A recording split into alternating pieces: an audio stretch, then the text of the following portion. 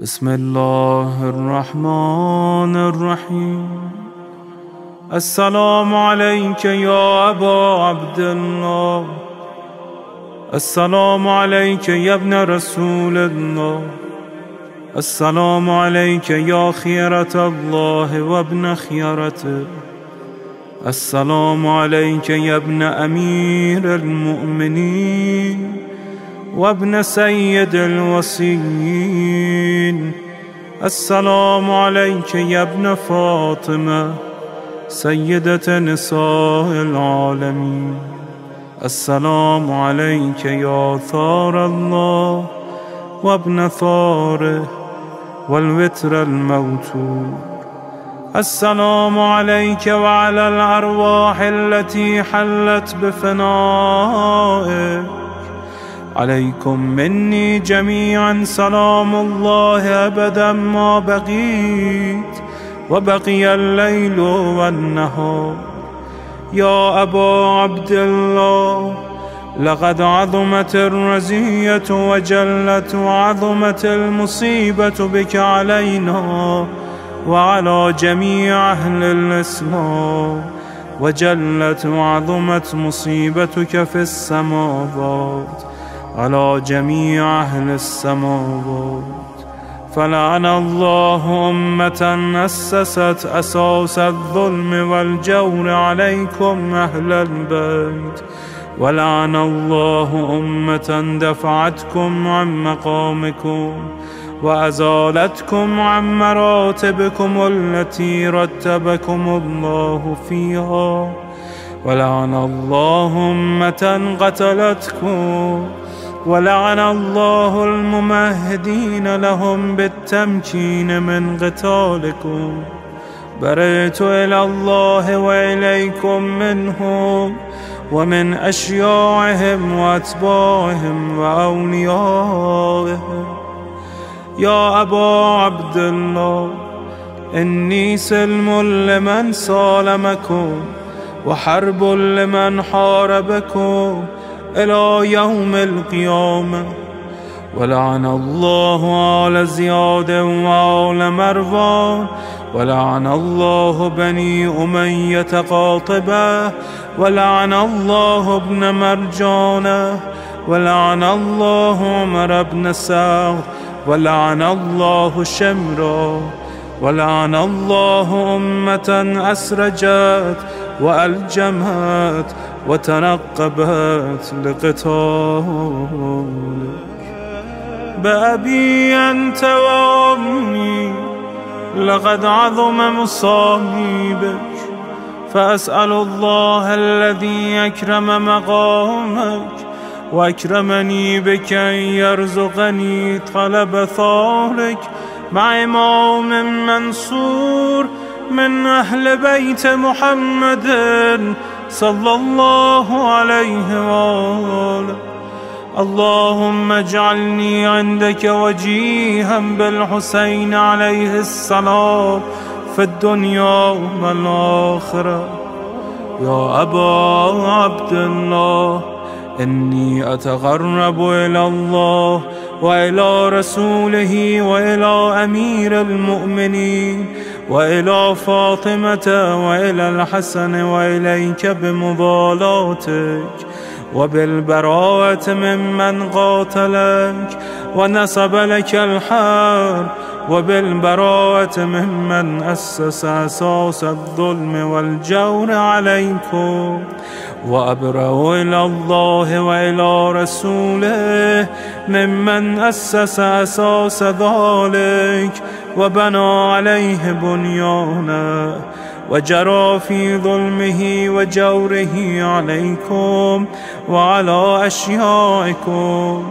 برئت إلى الله وإليكم منهم، وتقرب إلى الله ثم إليكم بمضالاتكم ومضالاة وليكم، وبالبراءة من أعدائكم والناصبين لكم الحرب، وبالبراءة من أشياعهم وأتباعهم. إني سلم لمن سالمكم، وحرب لمن حاربكم، وولي لمن والاكم، وعدو لمن عاداكم. فأسأل الله الذي يكرمني بمعرفتكم ومعرفة أوليائكم، ورزقني البراءة من أعدائكم، أن يجعلني معكم في الدنيا والآخرة، وأن يثبتني عندكم قدم صدق في الدنيا والآخرة.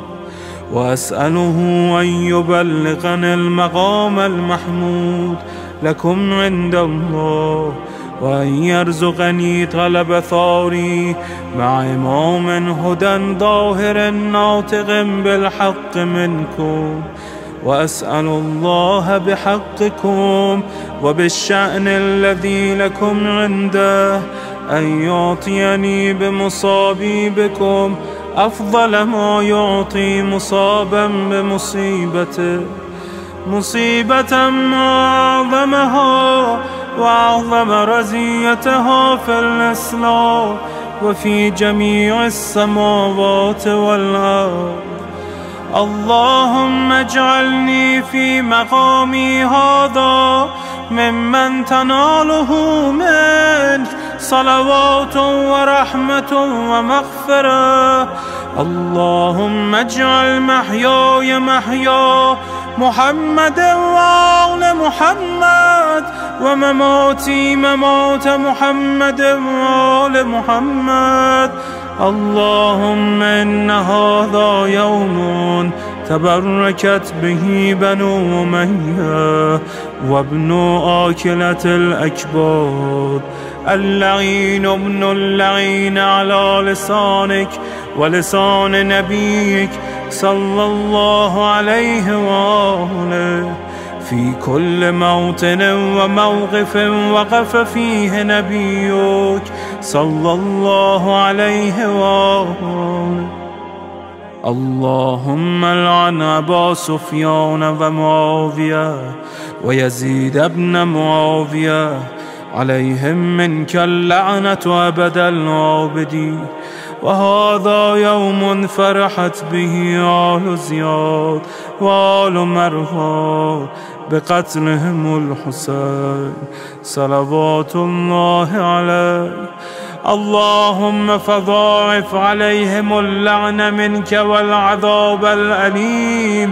اللهم إني أتقرب إليك في هذا اليوم وفي موقفي هذا وأيام حياتي بالبراءة منهم واللعنة عليهم، وبالموالاة لنبيك وآل نبيك عليه وعليهم السلام.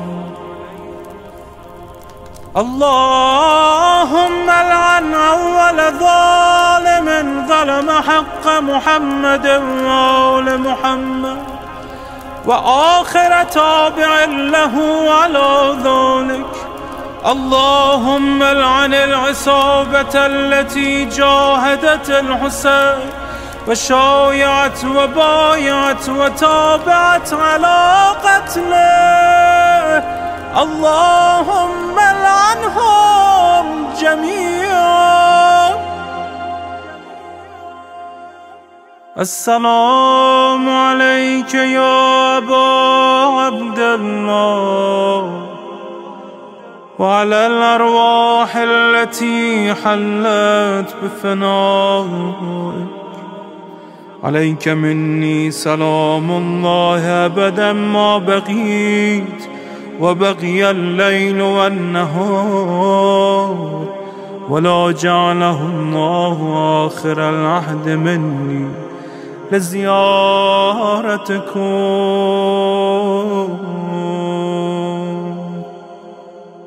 السلام على الحسين وعلى علي بن الحسين وعلى أولاد الحسين وعلى أصحاب الحسين.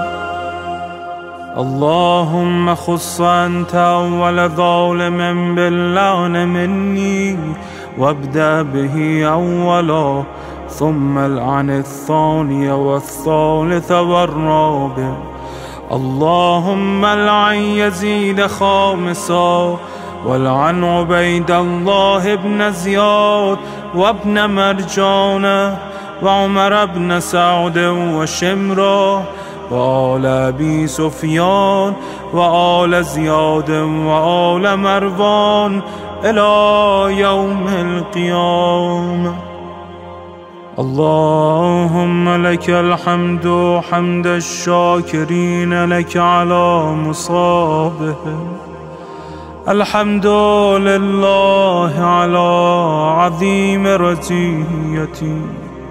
اللهم ارزقني شفاعة الحسين يوم الورود، وثبتني قدم صدق عندك مع الحسين وأصحاب الحسين الذين بذلوا مهجهم دون الحسين عليه السلام.